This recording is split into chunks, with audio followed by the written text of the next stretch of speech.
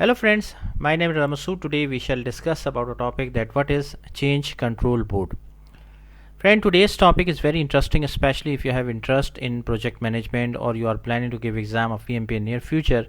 So let's just start, friend. First of all, I would request to please subscribe to my YouTube channel and click on the bell option as well so that my new videos can reach to you. So let's just start, friend. Change control board. Friend, the phrase change review board, also known as change control board, refers to any group of individuals within a project team or project group who are responsible for making the ultimate decision as to when and if any particular changes are to be made in regards to work products or scheduled events. The process in which the change control board determines when and if a series of change should be made is twofold. First, the change control board needs to review and study the impact of the proposed changes on the items in question, and then after making that evaluation, the change control board can then either approve the changes, reject the changes, or in some cases request more information or postpone the decision pending some other occurrences to take place that would factor into their ultimate choice. Significant changes that will in fact affect baselines are almost always put through the CCB for approval. Roles on the change control board. To better understand a change control board, it helps to know a bit more about who makes one up. Let's take a look at the different positions on the board. The chair calls the board to order, runs the change control board meeting, and has final approval on the changes. The board members can be from various projects or groups in the company and decide if the change is approved or rejected.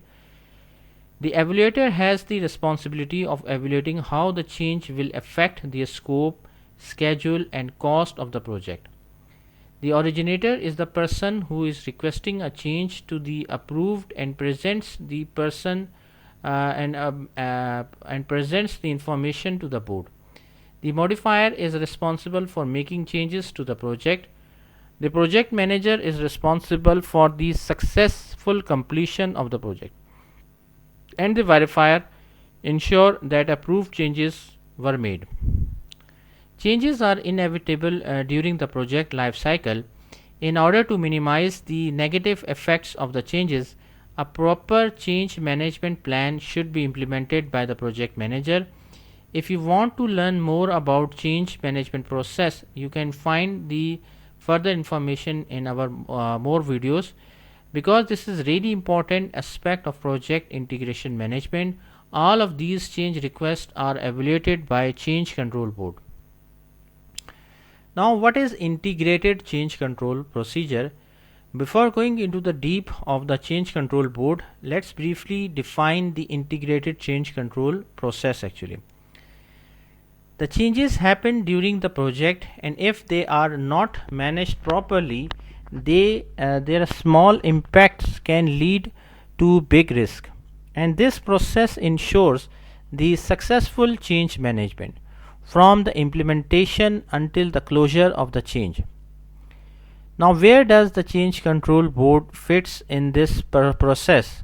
So these changes are evaluated and then approved or rejected by the board, so the board gets the final say in the process. What are the responsibilities of the change control board? Friend, change control board is abbreviated as CCB. Many projects have a change control board because as the project will receive change requests and these must be evaluated by the change control board. The board is responsible for reviewing and analyzing change requests. Once a change request is submitted, this is analyzed by the CCB. Impacts of the change on the project must also be assessed. For instance, a new requirement coming from the customer might require additional 3 weeks time to develop and cost 50k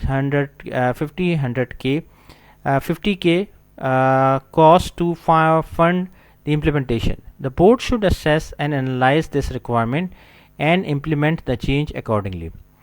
Some technical impacts can be assessed and reviewed by the change control board as well. For instance, a customer requests that one of its databases be accessible by public users. This might be causing security issues to the company. These kinds of impacts are assessed, analyzed, and evaluated by the change control board. Based on the impacts and alternative solutions to implement, the change control board approves or rejects changes. Only the changes approved by the change control board can be implemented in a project.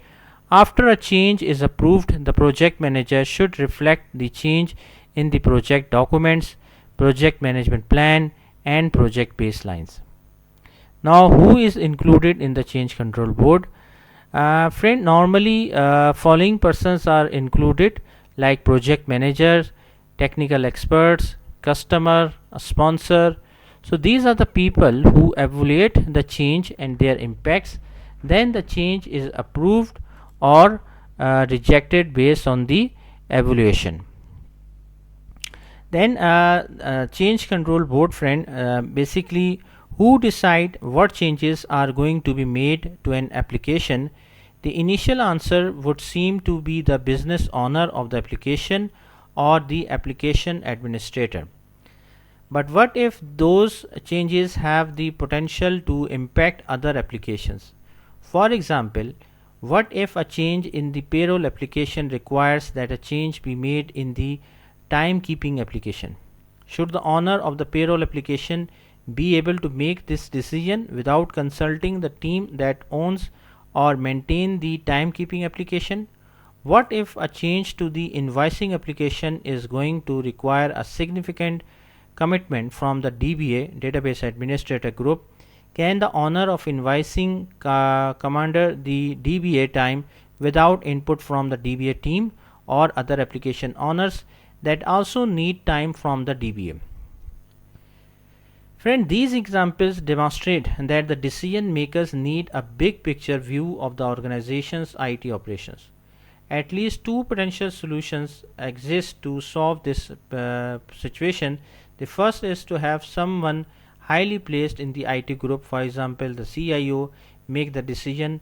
A person in that position would be both impartial and have a sufficiently big picture view of IT operations. A possible second solution is to have the decision made by a group or a board. A change control board could be set up to approve changes that impact multiple applications. If a change to a given application wouldn't impact other applications, then the change control board wouldn't override the application owner's decisions, it would only get involved them. So friend, thank you, thanks a lot for watching the video. I hope you like this video. If you like it, please share it with the friends and colleagues, and thanks a lot for watching the video. Thank you, friends.